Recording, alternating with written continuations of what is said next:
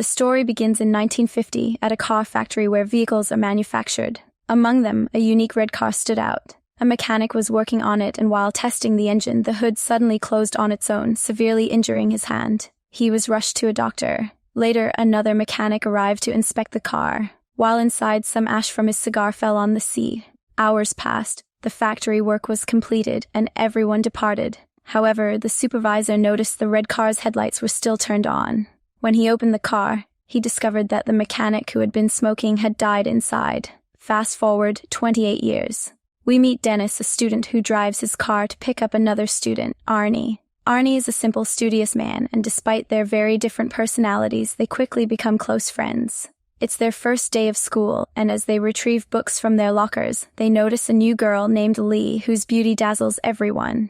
Later, while driving home, Arnie notices an old, run-down red car parked outside a house. He asks Dennis to stop and goes to investigate the car. A classic red vehicle turns out to be the same one from the factory in the first scene, albeit in terrible condition. Arnie immediately falls in love with it. George, the car's owner, tells them it's named Christine and was previously owned by his late brother. George, eager to get rid of the car, offers it for only $50. Despite Dennis's advice, Arnie buys the car on the spot.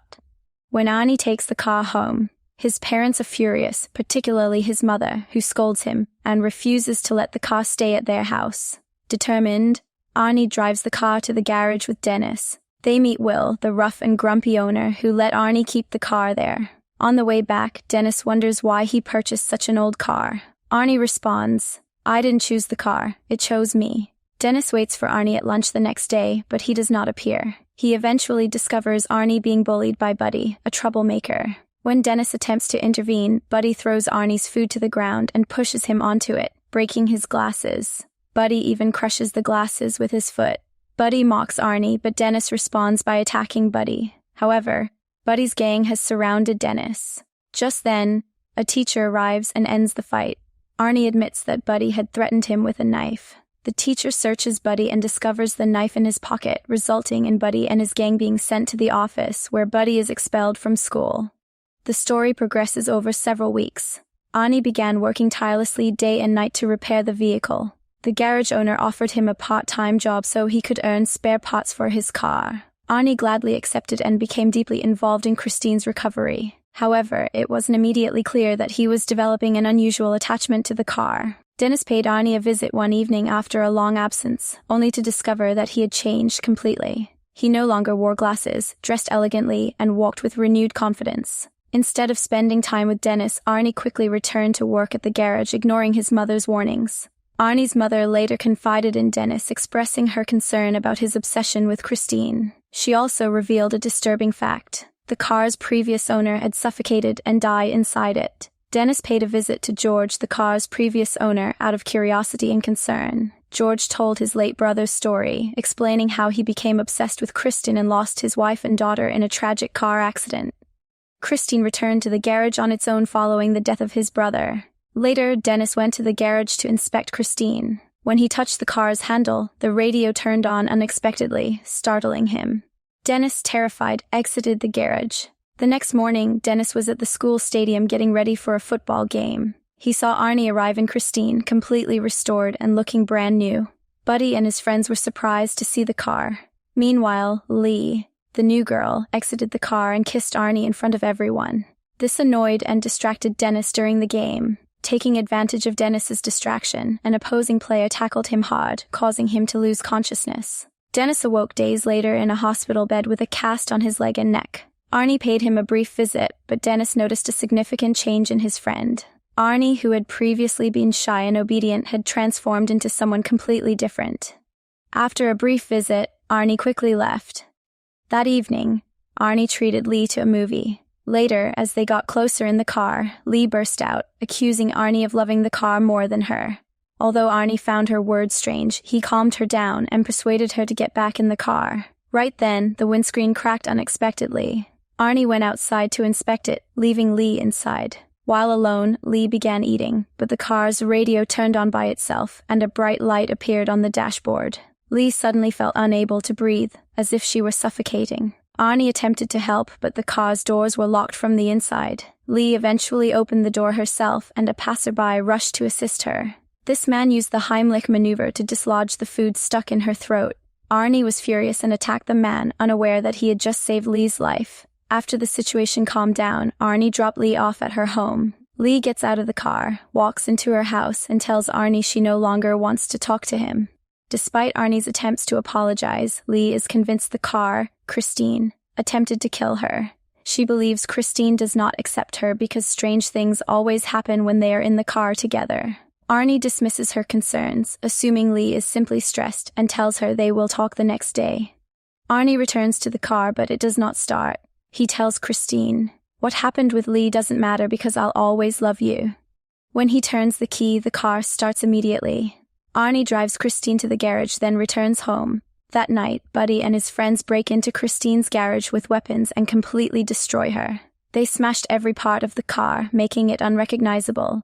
The next day, Arnie persuades Lee to accompany him to the garage where he can retrieve his wallet from the car. When they see the wrecked Christine, Arnie is shocked and devastated. Lee is stunned and asks, "Who did this?" But instead of responding, Arnie snaps and yells at Lee, ordering her to leave. Later, Arnie informs his parents about the incident. They try to calm him down by offering to buy him a new car, but this only makes him angrier. He accuses them of hating Christine, just as Lee does, and blames them for Christine's demise, claiming that it would not have happened if they had allowed him to keep the car at home. Arnie, enraged, storms off to his room after shouting at his parents. His father tries to stop him and demands that he apologize to his mother, but Arnie becomes even angrier and continues to insult them. This leads to a heated exchange in which his father slaps him, and Arnie responds by hitting back before leaving the house. Arnie goes back to the garage, determined to fix Christine. However, what he sees makes him speechless. Christine is healing itself as if by magic. The car quickly restores itself to brand new condition. Overjoyed, Arnie asks Christine, "What else can you do?" Later that night, we see Moochie, one of Buddy's gang members, stop a truck in the middle of the road and rob it. The sound of a car engine suddenly becomes louder in the distance. Moochie turns to see Christine, who now appears brand new, parked in front of him. Moochie immediately begins apologizing, realizing that Arnie must be aware that he contributed to the car's destruction. Christine's headlights turn on, and the car accelerates towards him. Terrified, Moochie flees to an alley, believing Christine will leave him alone. But the car is relentlessly following him. Moochie runs into an old warehouse, attempting to flee, but Christine does not stop. Eventually, Moochie becomes trapped in a corner with no escape. Panicked, he pulls out a knife and attempts to threaten Arnie, who he believes is inside the car. But Christine storms into the warehouse and brutally crushes Moochie. The next morning, Arnie informs Dennis of Moochie's death. Dennis is stunned and perplexed, wondering how Christine, which had been completely destroyed, is now in perfect condition. Arnie does not respond and walks quietly away. Just then, Detective Jane Kins arrives and informs him that they are searching for the gang members who attacked Christine as well as investigating Moochie's death. Arnie claims to know nothing about Moochie's death. This raises the detective's suspicions. She mentions Lee's testimony that Christine, despite being completely wrecked, repaired itself. Arnie does not respond and leaves. Later, Arnie calls Lee and requests to meet her, but she declines. This makes him even angrier. Meanwhile, Lee and her friend Dawn are driving with alcohol in their car. They notice that another car is following them. Dawn stops to investigate, but is blinded by the car's headlights and cannot see who is inside. When Dawn reverses, the other car reverses in unison. This is when they realize it's Christine. Dawn is furious and rushes to a petrol station where his friend Richie works. He grabs a metal rod and prepares to confront the driver. However, Christine accelerates and collides with Dawn's car, causing significant damage. Dawn assumes Arnie is driving and orders him to get out, but Christine strikes the car again, pushing it into the workshop. Dawn is still inside as Christine completely destroys his car. At the same time, fuel begins to leak from Dawn's car, causing a massive fire.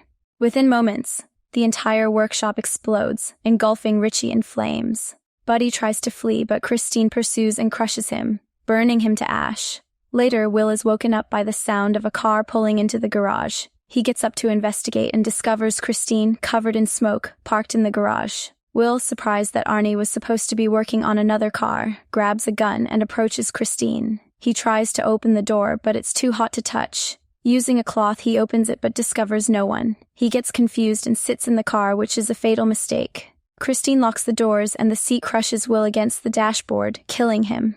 The next morning, Arnie arrives at the garage to find police cars surrounding the area. Detective Jane informs him that Will's body was discovered inside Christine. Arnie claims he has no idea how it happened, but he is convinced Christine was to blame. Christine is once again gleaming and fully repaired. Meanwhile, Dennis is released from the hospital and goes home. Lee calls to say she'd like to meet.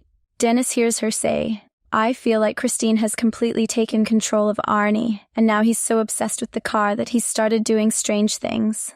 Dennis responds, "I'm sure Arnie wouldn't do anything wrong on his own, but if Christine is controlling him, we need to destroy her." Lee agrees and goes home, but shortly after, Arnie arrives, driving Christine. Arnie tells Dennis to get in the car and drive. When Dennis enters, Arnie begins acting strangely. Suddenly, he accelerates and releases the steering wheel. Dennis, terrified, responds, "Christine is no longer under your control." Arnie responds, "No one can get between me and Christine. I completely trust it." To demonstrate his point, Arnie swerves the car into the opposing lane, narrowly avoiding an oncoming vehicle. Dennis is speechless after witnessing his friend's reckless behavior. The next day, Dennis leaves a note on Christine's hood, asking Arnie to meet him in the garage that evening. Dennis and Lee wait at the workshop, but when Arnie doesn't show up, they carry out their plan. They bring an excavator inside the garage. Lee remains in the office, ready to close the gate if Arnie arrives, while Dennis prepares to use the excavator to destroy Christine. However, they are unaware that Christine has already hidden among the junk in the workshop. Christine's headlights turn on, and the car charges towards Lee, attempting to crush her. Lee barely saves herself by grabbing a hanging tire. Christine prepares to attack again, but Dennis moves the excavator's claw in front of Lee to keep her safe. Christine retreats to the opposite side of the workshop, and Dennis reverses the excavator to face her. The two vehicles are facing each other. That's when it becomes clear that Arnie is completely in control of Christine. Christine's headlights glow, and it quickly repairs itself. Meanwhile, Dennis is struggling to restart the excavator, which has stopped working. Christine rushes to the office to finish Lee. Christine charges at Lee, smashing through everything in his path. But a violent collision sends Arnie flying through the windscreen. Lee approaches him, but Arnie jumps up, startling her. Tragically, a large piece of glass from the windscreen pierced his body. In his last moments, Arnie reaches out to touch Christine but dies in front of the car. Lee flees, but Christine, seeking vengeance, returns and attempts to crush her. Lee narrowly escapes as Christine collides with a pillar, temporarily immobilizing itself. Dennis seizes the opportunity to restart the excavator and attack Christine, crushing it. Despite the damage, Christine attempts to repair itself and escape. Christine makes a final charge at Lee, but Dennis crushes her from behind with the excavator claw. Christine's power has weakened this time. Lee joins Dennis in the excavator, and together they completely destroy Christine, preventing it from recovering. Christine is ultimately reduced to a heap of metal. The next day, Dennis and Lee go to a scrapyard with Detective Jenkins. They see Christine's body crushed and lifeless. As they prepare to leave, a small piece of Christine moves slightly on its own, implying that the evil car is not completely gone. If you enjoyed this video, please subscribe to my channel and don't forget to give the video a like.